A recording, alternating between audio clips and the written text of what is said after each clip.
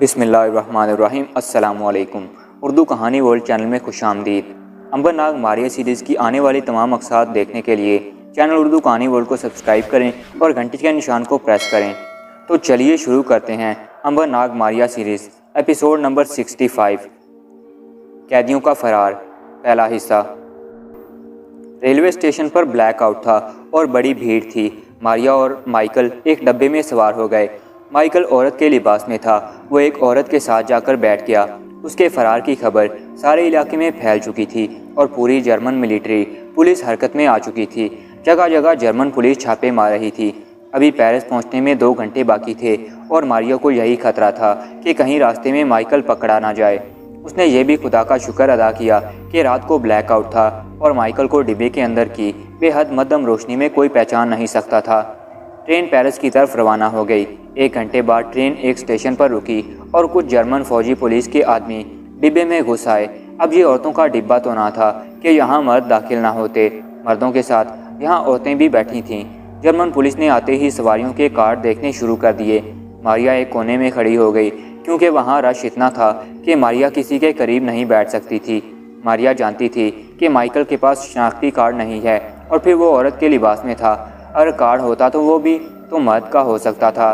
German police का आदमी Michael के करीब पहुंचा तो वो भी खतरे को महसूस कर चुका था।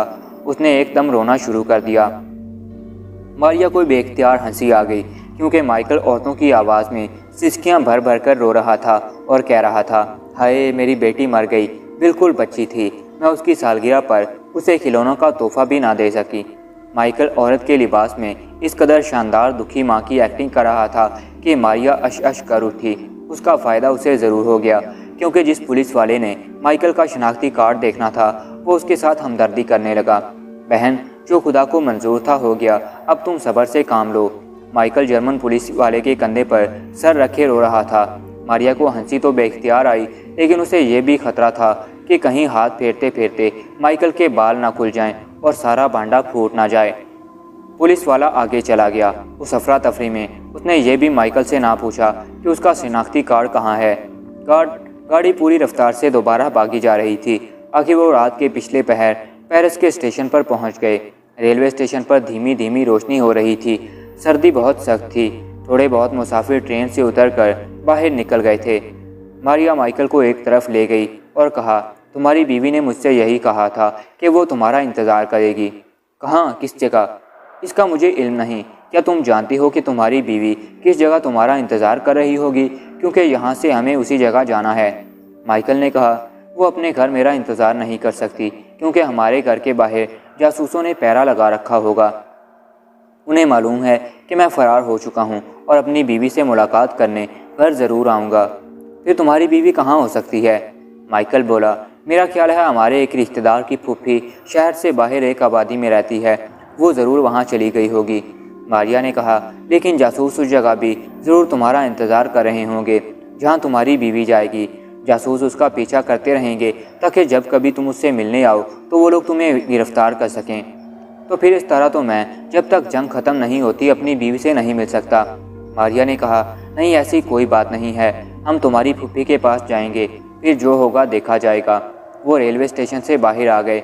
यहाँ भी अंधेरा था। आसमान पर सितारे चमक रहे थे।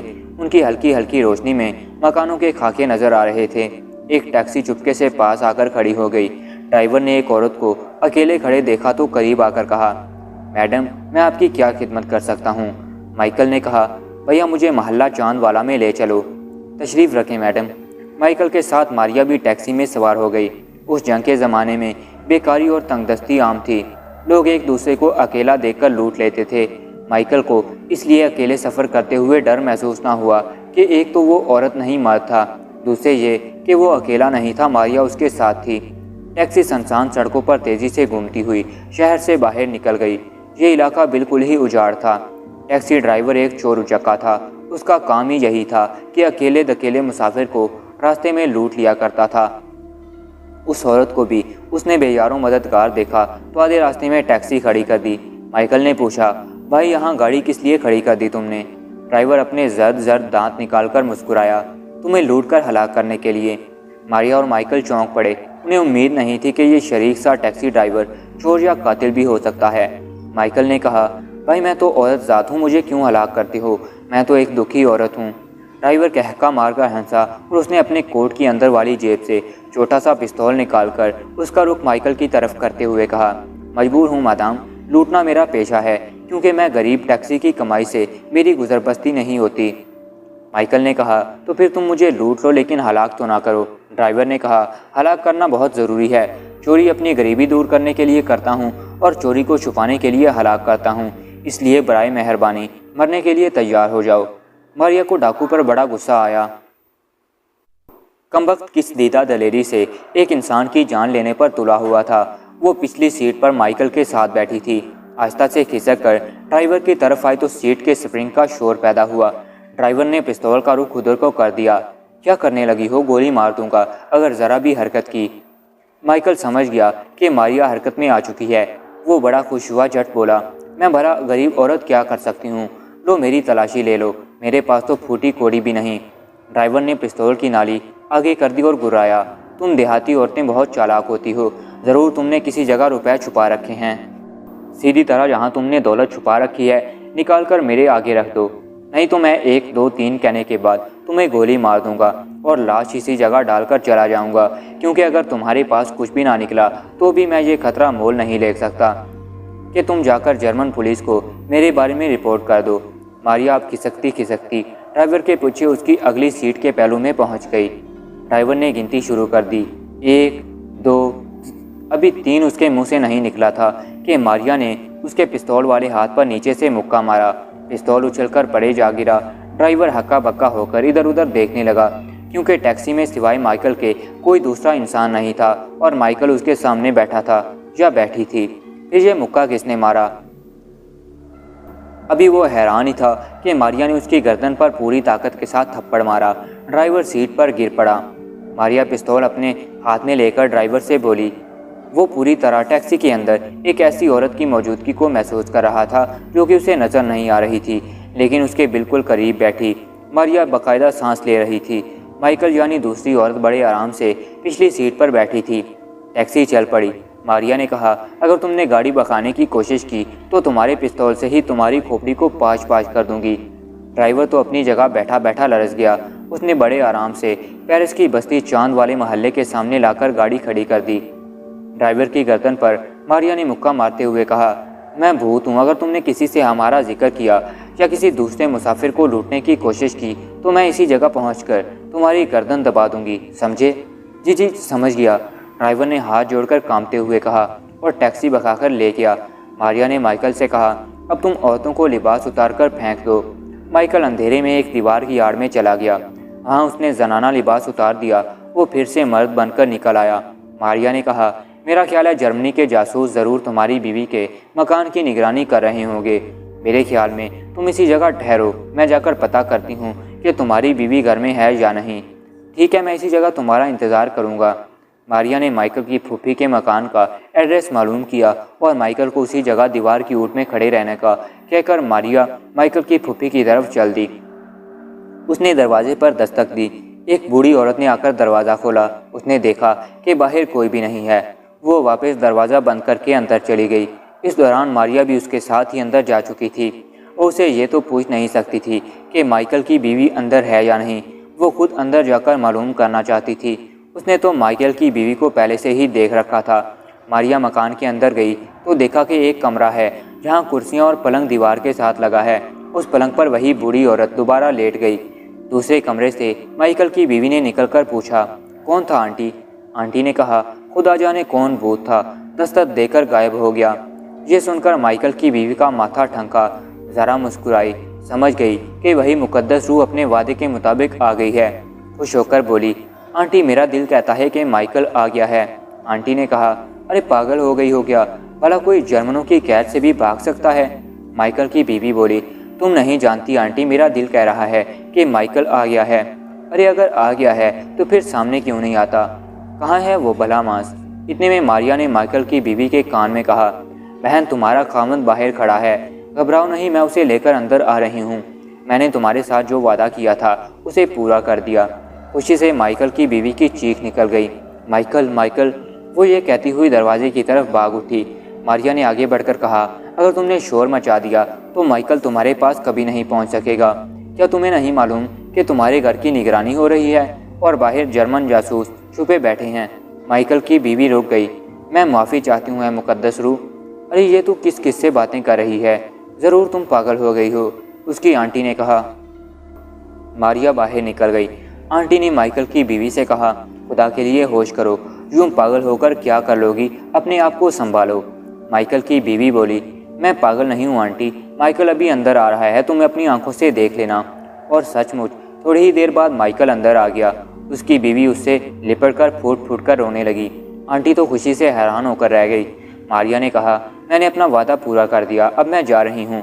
माइकल ने कहा, मारिया बहन, मुझे खतरा है कि जर्मन जासूस ज़रूर इस घर की निगरानी कर रहे होंगे। मैं चाहता हूँ कि उनका काम तमाम करती जाओ ताकि फिर हम सुकून से ज़िंदगी बसर कर सकें। मारिया बोली, बहुत अच्छा, मैं अभी यहाँ ठहर कर उनका इंतज़ार करूँगी। अगर वो यहाँ हुए तो तुम्हारी तलाश में घर पर छापा ज़रूर मारेंगे। और ऐसा ही हुआ, क्योंकि उस घर के बाहर जर्मन जासूस बराबर निगरानी कर रहे थे। उन्होंने माइकल को घर के अंदर दाखिल होते हुए देख लिया था। जो ही माइकल घर में घुसा, वो अपनी कमीन गाहों से निकले और माइकल के मकान में घुसकर उन्होंने पिस्तौल तान लिए। खबरदार जो किसी ने हरकत की, माइकल चुपके से हमारे साथ चल पड़ो, तुम एक मफरूर कैदी हो। नेपोलियन की रूह। माइकल की बीवी और आंटी शशदर होकर रह गए। परेशान माइकल भी हुआ, लेकिन उसे मारिया की तरफ से बड़ा हौसला था। उसने जर्मन जासूसों के कहने पर हाथ ऊपर उठा लिए। एक जासूस कहका लगाकर बोला, हम एक अरसे से तुम्हारा इंतज़ार कर रहे थे, आखिरकार तुम हमारे काबू आ ही गए। अब सीधी तरह हमारे साथ चलो। पहले जासूस ने कहा, हम इसकी मशकें किस देंगे ताकि भाग ना सके। ठीक है, जल्दी करो। उन्होंने उसी वक्त कमरे में से एक मजबूत रस्सी तलाश की और माइकल की मशकें कसनी शुरू कर दी। एक जासूस पिस्तौल ताने उसके सर पर खड़ा रहा। मारिया अब ज़्यादा इंतज़ार नहीं कर सकती थी। उसने भी कमरे में से एक डंडा तलाश कर लिया था। ये डंडा उन दोनों जासूसों के लिए मौत का पैगाम था। उसने बड़े आराम से एक जासूस के सर पर डंडा मारा, वो गिर पड़ा। दूसरा उठने लगा तो दूसरा डंडा उसके सर पर पड़ा, वो भी गिर पड़ा। मारिया ने कहा, इन दोनों की मशकें कस दो और इन्हें बाहर दरिया में जाकर फेंक दो। ना रहेगा बांस, ना बजेगी बांसुरी। माइकल ने उसी वक्त दोनों के हाथ पांव बांधे और एक एक करके उन्हें बाहर ले जाकर दरिया में फेंक दिया। उस काम से फारिग होकर वापस आयो तो मारिया ने कहा, तुम्हारे लिए बेहतर यही होगा कि तुम दोनों इस शहर से निकलकर फ्रांस के किसी दूर दराज देहात में जाकर उस वक्त तक ज़िंदगी बसर करो जब तक जंग ख़त्म नहीं हो जाती, क्योंकि ये जर्मन तुम्हें चैन से नहीं बैठने देंगे। वो तुम्हारी तलाश में एक बार फिर यहाँ आएंगे। माइकल बोला, मारिया बहन, जिस तरह तुम कहती हो हम उसी तरह अमल करेंगे। तुम्हारा बहुत बहुत शुक्रिया। अगर तुम ना होती तो हम दोनों एक दूसरे से कभी नहीं मिल सकते थे। मारिया ने कहा, मैंने तुमसे वादा किया था, अपना वादा पूरा कर दिया। अब मुझे इजाज़त दो, मुझे अपने दोनों भाइयों को भी तलाश करने जाना है। और यूं मारिया वहाँ से निकलकर वापस पेरिस शहर की तरफ रवाना हो गई। शहर में जाकर वो अपने पुराने मकान में आ गई। वो बहुत थक गई थी। 2 दिन सोती रही। तीसरे रोज़ उठकर उसने दोबारा अंबर और नाग की तलाश शुरू कर दी। अंबर को लंदन में रहते हुए कितने ही दिन हो गए थे। मारिया और नाग को तलाश करते करते वो थक गया था। अब वो कुछ मायूस भी हो चला था। क्या खबर कभी मारिया और नाग से मुलाकात ना हो सके। यूं ही उसे एक रोज़ ख्याल आया कि हो सकता है मारिया और नाग किसी दूसरे शहर में रहते हों, इसलिए किसी दूसरे शहर चलकर देखना चाहिए। दूसरा शहर कौन हो सकता है, अभी वो ये फैसला नहीं कर सका था।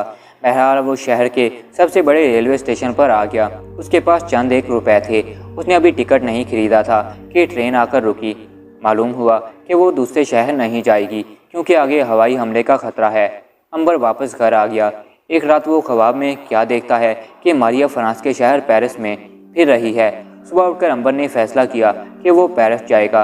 अब सवाल ये था कि वो पेरिस कैसे जाए, क्योंकि फ्रांस पर जर्मनों का कब्जा था। इस तरह जाने का कोई रास्ता नहीं था। रास्ते में समंदर था। फ्रांस के साहिल से हर रोज़ जर्मनों के हवाई जहाज़ आकर बमबारी कर जाते थे। एक दिन अंबर सैर करते करते एक जंगी हवाई अड्डे पर आ गया जहाँ अंग्रेज़ों के जहाज़ खड़े थे। अंबर ने जहाज़ जलाना सीख लिया था। वो मज़दूरों के लिबास में था। उसने वहीं एक जगह से फाड़ड़ा उठाया और अपने आप को मज़दूर जाहिर करके बमबार जहाज़ों के पास पहुँच गया। वो मौका पाकर एक जहाज़ पर सवार हो गया। उसने उसका इंजन स्टार्ट कर दिया। जहाज़ रनवे पर दौड़ने लगा। उसके साथ ही वहाँ खतरे का अलार्म बज गया। मगर इतनी देर में अंबर जहाज़ को उड़ाकर ले गया था।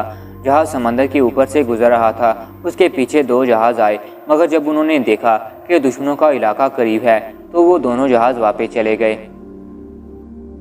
अंबर का जहाज़ दुश्मनों के इलाके में पहुंचा ही था कि नीचे से तोपों ने फायरिंग शुरू कर दी। जर्मन ये समझे कि अंग्रेज़ों का जहाज़ उन पर बम बरसाने आ गया है। एक गोला अंबर के जहाज़ को लगा, उसमें आग लग गई। अंबर ने छलांग लगा दी। जहाज़ के टूटे हुए टुकड़ों के साथ ही अंबर भी ज़मीन की तरफ गिरने लगा। टुकड़े तो ज़मीन पर आते ही पाश पाश हो गए, मगर अंबर को कुछ ना हुआ। वो ज़मीन पर गिरा, उछला और फिर बड़े आराम से कपड़े झाड़कर उठ खड़ा हुआ और एक तरफ को चलने लगा। उसे मालूम था कि ये जर्मनों का इलाका है और यहाँ कदम कदम पर उसका पाला दुश्मनों से पड़ सकता है। अंबर के जहाज़ को दुश्मन ने गिरते और अंबर को बाहर छलांग लगाते देख लिया था। उनका ख्याल था कि पायलट खत्म हो चुका होगा। सिपाही भागकर उस जगह पहुंचे जहां जहाज़ गिरा था, तो ये देखकर हैरान रह गए कि वहां पायलट की लाश कहीं नहीं थी। उन्होंने पायलट को तलाश करना शुरू कर दिया। अंबर पेरिस के करीबी जंगल में गिरा था। वो एक पगडंडी पर चला जा रहा था कि सामने से 3 जर्मन सिपाही स्टेन गने ताने उसकी तरफ बड़े नजर आते। अंबर रुक गया। कौन हो तुम? अंबर ने फ्रांसीसी जुबान में कहा। मैं एक मजदूर हूँ और अंगूर के बाग में काम करता हूँ। सिपाहियों ने अंबर की तलाशी ली तो इत्तेफाक से उसकी जेब से पेरिस का छोटा सा नक्शा निकल आया जो उसने अपनी सहूलत के लिए रख दिया था। सिपाहियों ने उसे गिरफ्तार करके जीप में डाला और हेडक्वार्टर ले आए। ये हेडक्वार्टर पेरिस शहर के बाहर एक छोटे से टीले के दामन में दरिया के किनारे पर वाक़ था। अंबर को हवालात में बंद कर दिया गया। थोड़ी देर बाद एक करख्त चेहरे वाला जर्मन अफसर अंदर आया। उसने घूर कर अंबर को देखा, कुर्सी खींचकर उसके करीब होकर बैठ गया और बोला, हमें खूब मालूम है कि तुम फ्रांस पर बमबारी करने नहीं बल्कि जासूसी करने आए हो, क्योंकि तुम्हारे जहाज़ में एक भी बम नहीं था। तुमने पैराशूट के ज़रिए छलांग लगाई और पैराशूट छुपा दिया। अगर तुम हमारे सवालों का ठीक ठाक जवाब देते रहे तो हम तुम्हें कुछ नहीं कहेंगे बल्कि रिहा कर देंगे, लेकिन तुमने झूठ बोला तो कल तुम्हें शूट कर दिया जाएगा। अंबर ने सोचा कि किस मुसीबत में वो गिरफ्तार हो गया है। ये लोग ख्वामख्वाह उसका टाइम ज़ाया कर रहे हैं। ना वो उससे कोई मालूमात हासिल कर सकेंगे और ना वो उसे शूट करके मार सकेंगे। जर्मन अफसर ने पूछा, तुम्हारा नंबर कौन सा है? पेरिस में तुम्हारे और कौन कौन साथी काम कर रहे हैं और वो कहाँ रहते हैं? अंबर ने कहा, मैं जासूस नहीं हूँ। इस शहर में मेरी एक बहन खो गई है। मैं असल में उसकी तलाश में लंदन एक जंगी हवाई अड्डे से जहाज़ उड़ाकर यहाँ आ गया था कि आपके तोपचियों ने मुझे मार गिराया। तुम बकवास करते हो। मैं सच कह रहा हूँ, बको मत। और उसके साथ ही उस जर्मन अफसर ने एक जन्नाटेदार थप्पड़ अंबर के मुंह पर मार दिया। अंबर का खून एकदम से खोल उठा। ऐसी बेइज्जती उसकी कभी नहीं हुई थी। आखिर वो मिस्र के फिरौन का बेटा था। वो एकदम से उठ खड़ा हुआ। उसने उछलकर एक ऐसी लात मारी कि वो जर्मन अफसर पीछे गिर पड़ा। सिपाहियों ने अंबर को बुरी तरह लातों और घूंसों से मारना शुरू कर दिया। जर्मन अफसर सीने को मलता हुआ उठा। उसने इशारे से सिपाहियों को रोका और कहा, इसे नीचे तहखाने में ले चलो, मैं खुद इसे कत्ल करूँगा। सिपाही अंबर को उठाकर नीचे तहखाने में ले आए। सिपाही वैसे एक बात पर हैरान हो रहे थे कि अंबर को उन्होंने इतना मारा था कि उसे अदमवा हो जाना चाहिए था, लेकिन उस पर ज़रा बराबर भी असर नहीं हुआ था। वो बिल्कुल ठीक ठाक था और अपने कदमों पर चल रहा था। तहखाने में एक स्टूल के अलावा और कुछ नहीं था। उसकी छत नीची थी और कोने में एक शिकंजा पड़ा था। इतने में जर्मन अफसर भी आ गया। उसने इशारा किया और सिपाहियों ने अंबर को शिकंजे में जकड़ दिया। उसके बाजू और टांगें इस तरह जकड़ी गई थीं कि अगर शिकंजे का पहिया चलाया जाए तो उसकी हड्डियां टूट जाएं। जर्मन अफसर ने हाथ ऊपर उठा दिया। सिपाहियों ने शिकंजे के पहिए को चलाना शुरू कर दिया। पहिया चलता रहा, शिकंजा कसता गया, मगर अंबर पर उसका कोई असर ना हुआ। वो बड़े हैरान हो रहे थे कि अंबर पर कोई असर नहीं हो रहा था, यहाँ तक कि पहिया एक खास मकाम पर पहुंचकर टूट गया। जर्मन अफसर और सिपाही अंबर के करीब आकर उसके बाजुओं को झुककर देखने लगे। जर्मन अफसर ने कहा, इसे दीवार के साथ खड़ा करके शूट कर दो। अंबर ने कहा, तुम मुझे शूट भी नहीं कर सकोगे। तुम्हारे लिए बेहतर यही है कि मेरे आगे हाथ बांधकर मुझसे माफ़ी मांगो ताकि मैं तुम्हारी जान बख्शी कर सकूं, नहीं तो तुम्हें इसकी सज़ा भुगतनी पड़ेगी। जर्मन अफसर ने गुस्से से चीख कर कहा, इसे शूट कर दो। सिपाहियों ने अंबर को दीवार के साथ खड़ा किया और राइफलें तानकर फायर कर देते रहे। एक ही वक्त में 3 राइफलों में से गोलियां निकलीं और अंबर के सीने से टकराकर नीचे गिर पड़ी। अंबर बड़े सुकून से खड़ा मुस्कुराता रहा। अब तो जर्मन सिपाहियों और अफसर की आंखें फटी की फटी रह गईं। उन्हें अपनी आंखों पर यकीन नहीं आ रहा था। वो ज़मीन से गोलियां उठाकर उन्हें गौर से देख रहे थे। गोलियां चल चुकी थीं। उनमें से बाकायदा बारूद की बू भी आ रही थी। अंबर ने कहा, तुम अपना सारा गोला बारूद भी अगर मुझ पर चला दोगे तो मुझ पर कोई असर नहीं होगा। मैं तुम लोगों को माफ़ कर देता हूँ, मगर तुमने मेरे मुंह पर तमाचा मारकर मेरी बेइज्जती की है, इसलिए मैं तुम्हें माफ़ नहीं करूँगा। और उसके साथ ही अंबर ने जर्मन अफसर की गर्दन पर इस जोर से हाथ मारा कि उसकी गर्दन टूटकर ढलक गई। वो ज़मीन पर बेजान होकर गिर पड़ा। दूसरे सिपाही बाहर भागने लगे, मगर अंबर ने उनको भी पकड़कर ज़मीन पर गिरा लिया। थोड़ी देर बाद वो भी बेजान पड़े थे। अंबर तहखाने से बाहर निकलने लगा तो उसे ख्याल आया कि बाहर उसे सिपाही पहचान लेंगे। उसने जर्मन सिपाही की वर्दी पहनकर हैट माथे पर झुका ली और बाहर निकल आया। बाहर का रेडार में से गुजरते हुए उसे जो सिपाही भी मिलता उसे सैल्यूट करके गुजरता। अंबर हेडक्वार्टर से बाहर निकल आया। ऐन दरवाजे पर एक कर्नल की कार आकर रुकी। उसने अंबर को इशारे से करीब बुलाया। हेलो हंजल, क्या हाल है तुम्हारा? जर्मन कर्नल ने करीब आकर अंबर को देखा तो बोला, तुम कौन हो? अंबर भागने लगा तो कर्नल ने चिल्लाकर कहा, इत्तेहादी जासूस पकड़ लो। अंबर की तरफ 10-12 जर्मन सिपाही दौड़े और उसी वक्त उसे जकड़ लिया गया। अंबर परेशान हो गया कि ये लोग ख्वामख्वाह एक बार फिर उसकी राह खोटी कर रहे हैं। वो निकल तो जाएगा मगर उसका जाने कितना वक्त ज़ाया होगा। कर्नल के हुक्म से अंबर को हेडक्वार्टर के सबसे ऊपर वाले कमरे में बंद कर दिया गया। उसने जब 3 सिपाहियों और एक जर्मन अफसर को कत्ल किया था, उनकी लाशें भी मिल गईं। उधर मारिया पैलेस के बाज़ारों में घूम फिर कर अंबर और नाग को तलाश कर रही थी। एक रोज़ वो दरिया के किनारे आ गई। यहाँ उसने एक औरत को देखा जो एक दुकान से डबल रोटी खरीद रही थी और कह रही थी, तुम अगर सुनोगे तो तुम्हें यकीन नहीं आएगा। दुकानदार ने मुस्कुराकर कहा, तुम हमेशा कोई ना कोई गप लगाती हो, बोलो इस बार क्या गप लगाने वाली हो? औरत ने कहा, मेरा शौहर हेडक्वार्टर में काम करता है। उसने बताया है कि किले में नेपोलियन की रूह एक मर्द की शक्ल में आई है, उसे कोई हलाक नहीं कर सकता। दुकानदार हंस पड़ा। मारिया के कान खड़े हो गए। क्या ये नेपोलियन तुम्हें ख्वाब में मिला था? औरत ने गुस्से में कहा, तुम फ्रांसीसी नहीं हो। और फिर इधर उधर देखकर एक तरफ को चल दी। उसे यह भी खतरा था कि अगर किसी जर्मन सिपाही ने सुन लिया तो उसे उसके खावन समेत गोली से उड़ा देगा। मारिया उस औरत के पीछे पीछे चल पड़ी। उसका दिल कह रहा था कि अंबर जर्मनों के हेडक्वार्टर में आ चुका है। ये औरत दरिया के किनारे एक मकान में दाखिल हो गई। मारिया भी उसके पीछे गई। सोचने लगी कि इससे किस तरह अंबर के बारे में पूछे। अगर पूछा तो हो सकता है कि वो डर कर बेहोश हो जाए। मारिया ने सोचा कि इस औरत से पूछने की बजाय हेडक्वार्टर में चलना चाहिए। चनाचे मारिया जर्मनों के हेडक्वार्टर की तरफ आ गई। गेट से गुजरकर वो बरामदे में आई तो देखा कि दो फ्रांसीसी नौकर आपस में सरगोशियों में बातें कर रहे हैं। मारिया उनके करीब आकर खड़ी हो गई। दोनों मुलाजिम फर्श साफ करते हुए आहिस्ता आहिस्ता बातें कर रहे थे। एक कह रहा था, नेपोलियन की रूह इसमें आ गई है, वो नेपोलियन बोनापार्ट 2 है। वो फ्रांस को जर्मनों से आज़ाद कराने। खामोश। पहला फ्रांसीसी खामोश हो गया। सामने से एक जर्मन अफसर चिल्ला रहा था। उसने फ्रांसीसी मुलाजिमों को नफरत से देखा और थूक कर कमरे में दाखिल हो गया। मारिया उन दोनों वतन परस्तों के करीब आकर खड़ी हो गई और सरगोशी में बोली, नेपोलियन की रूह कहाँ है? फ्रांसीसी नौकरों ने चौंक कर एक दूसरे को देखा कि ये औरत की आवाज़ कहाँ से आ गई।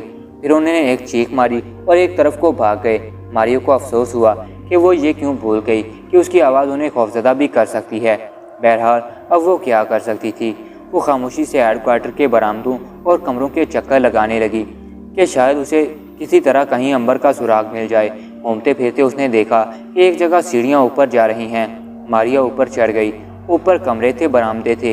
एक बरामदे से गुजरकर बाहर सहन में आई तो क्या देखती है कि कोने में एक कमरा है जिसके दरवाजे पर सलाखें लगी हैं और जर्मन सिपाही राइफल उठाए पहरा दे रहा है।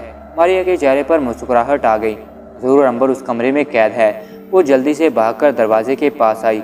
ये देखकर उसकी खुशी की इंतहा ना रही कि सलाखों में से अंबर एक जगह ज़मीन पर बैठा नजर आ रहा था। वो आहिस्ता आहिस्ता सलाखों के पास आकर खड़ी हो गई। उसने अपनी मखसूस सीटी बजाकर अंबर को अपनी मौजूदगी की इत्तला कर दी। अंबर ने मारिया की सीटी की आवाज़ सुनी तो उसके चेहरे पर खुशी की रौनक आ गई। उसके मुंह से बेख्तियार निकल गया, मारिया। सिपाही ने पलटकर अंबर को देखा और राइफल आगे कर दी। किसको बुला रहे हो? मारिया ने एक बार फिर सीटी बजाकर अंबर को खबरदार किया कि बेताब होने की ज़रूरत नहीं, वो आ गई है और अब वो ज़्यादा देर तक उसे पिंजरे में कैद नहीं रहने देगी। मारिया उस जगह टहलती रही। वो इंतज़ार कर रही थी कि किसी तरीके से जेल का दरवाज़ा खुले और वो अंदर दाखिल हो जाए। अभी वो खुद दरवाजे का ताला नहीं तोड़ना चाहती थी। कुछ देर के बाद एक दस्ता सिपाहियों का मार्च करता हुआ आया और जेल के सामने खड़ा हो गया। झट दरवाज़ा खोल दिया गया। सिपाहियों ने अंबर को रस्सियों से जकड़कर बाहर निकाला और नीचे ले गए। मारिया भी साथ साथ गई। अंबर को इमारत के उकब में एक खुले सहन में ले जाकर एक सतून के साथ बांध दिया गया। मारिया ये सारा तमाशा खामोशी से देखती रही और साथ ही साथ इमारत का जायजा लेती रही कि यहाँ से बाहर निकलने के लिए क्या क्या इम्कान हो सकते हैं। ये तो उसे मालूम था कि अंबर को ये लोग हलाक नहीं कर सकते, ये महज अपनी गोलियां बारूद ज़ाया करेंगे, और ऐसा ही हुआ। जर्मन कप्तान ने हुक्म दिया, निशाना बांधो। सिपाहियों ने नालियों का रुख अंबर के सीने की तरफ कर दिया। कप्तान ने जेब से रुमाल निकाल लिया। अभी वो लहराने ही वाला था कि मारिया ने उसे करीब जाकर जोर से धक्का दिया। कप्तान नीचे गिर पड़ा। सिपाही उसकी तरफ भागे। उसे उठाया तो वो गुस्से में बोला, मुझे तुम में से किस उल्लू के पट्टे ने धक्का दिया था? जर्मन सिपाही एक दूसरे का मुंह तकने लगे कि कप्तान साहब का कहीं दिमाग तो नहीं चल गया, क्योंकि वो तो सारे के सारे कप्तान से 10 कदम के फासले पर खड़े थे। कप्तान ने दोबारा कहा, निशाना बांधो। निशाना एक बार फिर बांध दिया गया। इस बार मारिया ने सोचा कि ज़रा तमाशा हो जाना चाहिए। जर्मन कप्तान ने रुमाल लहरा दिया। फायर। एकदम 10-12 राइफलों का धमाका हुआ।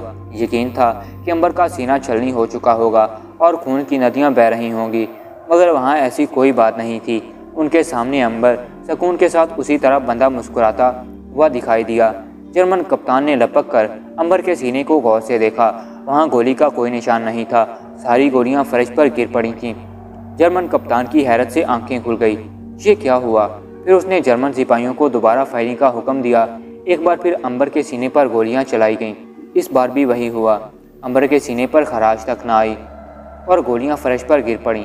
गर्ज के सारी गोलियां खाली कर दी गईं, मगर अंबर खड़ा मुस्कुराता रहा। अब तो जर्मन कप्तान पर खौफ तारी हो गया। उसने लपक कर अंबर के सीने को टटोला कि कहीं उसने सीने पर ऐसा लोहा तो नहीं चढ़ा रखा जिस पर गोली असर नहीं करती, लेकिन ऐसी बात भी नहीं थी। अंबर ने कहा, क्या तुम्हारे लिए बेहतर नहीं है कि मुझे इज्जत के साथ खोलकर कुर्सी पेश करो और मेरे हाथ बांधकर खड़े हो जाओ? जर्मन कप्तान गुर्राया, तुम जादूगर हो, मैं तुम्हें आग में जिंदा जलाऊंगा। फिर उसने हुक्म दिया, इसे गैस कैंप में पहुंचा दिया जाए। अंबर को जंजीरों में जकड़ दिया गया। मारिया ने करीब आकर कहा, अंबर भाई ये क्या हो रहा है? अंबर ने कहा, मारिया बहन खुदा का शुक्र है कि तुम मिल गई। अब मुझे कोई परवाह नहीं। जरा गैस कैंप की भी सैर करते हैं, हो सकता है वहाँ नाग से मुलाकात हो जाए। एक जर्मन सिपाही ने पलटकर अंबर को देखा। किससे बात कर रहे हो? दूसरे सिपाही ने कहा, बेचारा गैस कैंप के ख्याल से पागल हो गया है। अंबर को एक रेलगाड़ी में सवार करवा दिया गया। मारिया भी उसके साथ ही रेल में चढ़ गई। रेलगाड़ी सारी रात चलती रही। दूसरे रोज़ भी सफ़र जारी रहा। दूसरी रात को पिछले पहर गाड़ी एक ऐसी जगह पहुंचकर रुक गई जहां अंधेरे में आसमान की तरफ उड़ती हुई बड़ी बड़ी चिमनियां नजर आ रही थीं। अंबर को गाड़ी से उतारकर एक हवालात में बंद कर दिया गया। अंबर ने देखा कि वहां कई औरतें, बच्चे और बूढ़े और जवान मर्द भी कैद थे। उनके चेहरे मौत के खौफ से जर्द हो रहे थे। अंबर ने एक आदमी से पूछा, तुम यहाँ किस लिए लाए गए हो? उसने कमज़ोर और नहीफ आवाज़ में कहा, हम पोलैंड के यहूदी हैं। जर्मनों ने हमें कैद कर डाला। सुना है यहाँ वो हमें हलाक कर देंगे। यहाँ हज़ारों यहूदी कैदी पहले ही हलाक किए जा चुके हैं। अंबर खामोश हो गया। उसे उन औरतों, बच्चों और बूढ़ों पर बड़ा तरस आया जिन्हें मौत के मुंह में धकेला जा रहा था। उसने दिल में फैसला कर लिया कि उन लोगों को मरने नहीं देगा। रात उसी जेल में गुजार दी गई। सुबह को उन्हें एक बड़े हाल कमरे में धकेल दिया गया। यहाँ छत पर एक पाइप लगा था। हाल कमरे के दरवाजे अभी बंद नहीं हुए थे। मारिया तेज़ी से अंदर आई। अंबर ने उसे बताया कि वो उन लोगों को मौत के मुंह से बचाना चाहता है। मारिया ने कहा, मैंने ऊपर 2 जर्मन अफसरों को बातें करने सुना है कि इन लोगों पर जहरीली गैस छोड़कर इन्हें हलाक किया जाएगा। अंबर ने छत की तरफ देखा तो गोया जहरीली गैस इस पाइप में से आएगी। मारिया जल्दी से ऊपर जाकर गैस का पाइप काट दो। मारिया भागकर ऊपर गई। उसने देखा कि एक पाइप बाहर को जा रहा है। उसने दोनों हाथों से पाइप को उखाड़ दिया। पाइप टूट गई। उसके साथ ही जहरीली गैस खारिज होने लगी। मारिया एक तरफ को भाग गई। जर्मन सिपाहियों में भगदड़ मच गई। गैस बंद करो, गैस बंद करो। गैस बंद कर दी गई। उसके बावजूद कई सिपाही जहरीली गैस से बेहोश हो चुके थे। सारे कैदियों को हाल कमरे से निकालकर एक बार में बंद कर दिया गया। अंबर भी उनके साथ ही गया। मारिया भी साथ थी। गैस की पाइप की मुरम्मत शुरू हो गई। जिस जगह उन लोगों को कैद किया गया था वहाँ करीबी एक छोटा सा स्टेशन था जहाँ फौजी गाड़ियाँ थोड़ी देर आकर रुकती और फिर आगे रवाना हो जाती। दोस्तों उम्मीद है अंबर नाग मारिया सीरीज़ की एपिसोड नंबर 65 का पहला हिस्सा आपको पसंद आया होगा। आप लोगों से गुजारिश है कि चैनल को ज़रूर सब्सक्राइब करें ताकि आने वाली तमाम वीडियोज़ की नोटिफिकेशंस आपको फ़ौरन से मिल जाया करें। वीडियो को लाइक करें, कमेंट करके अपनी राय का इजहार करें और वीडियो को दोस्तों के साथ शेयर भी करें। वीडियो की डिस्क्रिप्शन में पिछली तमाम कहानियों की प्लेलिस्ट के लिंक मौजूद हैं, वहाँ से बाकी तमाम कहानियाँ भी देख सकते हैं। तो फिर मिलेंगे अंबर नाग मारिया सीरीज़ की अगली किस्त के साथ। तब तक के लिए अल्लाह निगहबान।